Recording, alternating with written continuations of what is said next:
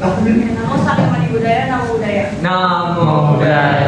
Kami dari kelompok 6 yaitu Gunung Tambora akan mempresentasikan hasil diskusi kami. Gunung Tambora. Gunung Tambora ini merupakan salah satu gunung berapi aktif tunggal terluas di Indonesia yang terletak di Pulau Sumbawa, Nusa Tenggara Barat. Gunung ini terbentuk akibat zona subduksi aktif di bawahnya.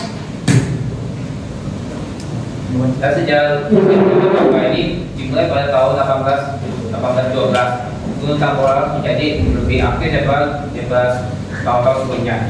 Dengan puncak letusannya terjadi pada April 1815. Dan besar letusan ini masuk ke dalam skala 7 besar volcanic explosivity index atau indeksnya disebut VE dengan jumlah data sebesar 1,6 kali 1011 meter kubik. Karena letusan ini termasuk letusan di lubang utama air di lokasi korban jiwa, misalkan alam dan tanah, korban tsunami, dan tentunya kaldera. Dan letusan ketiga ini mengaruhi iklim global dalam waktu yang lama. Contohnya cuacanya lebih gelap yang menyebabkan sinar matahari lama tidak muncul, dan hujan jarang juga turun.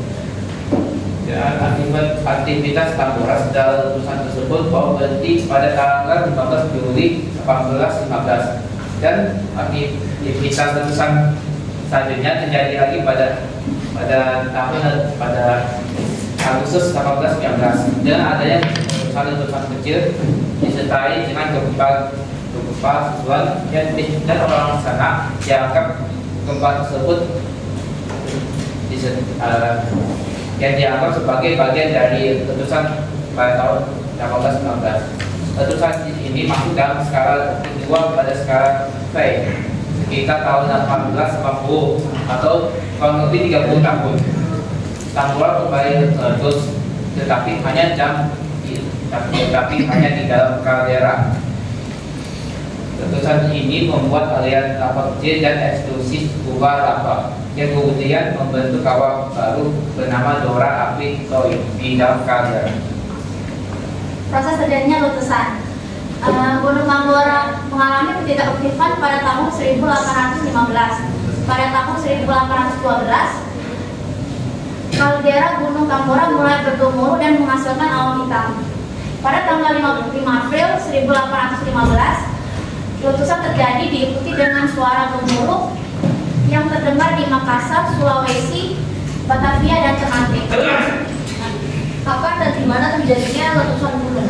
Nah, letusan Gunung Tambora itu terjadi pada 1815. Nah, terjadinya itu pada 15 Juli 1815 di Pulau Sumbawa, Nusa Tenggara Barat, yang dimana pada saat itu Indonesia masih bernama Hindia Belanda.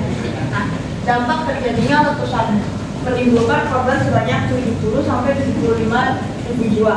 Selain itu, material letusan berupa lahar dan awan panas telah membunuh penduduk di Sumbawa.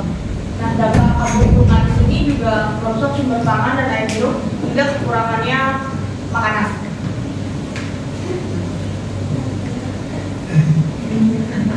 Mohon maaf, presentasi kami tidak terlalu sempurna karena kami yang dulu pernah bersama.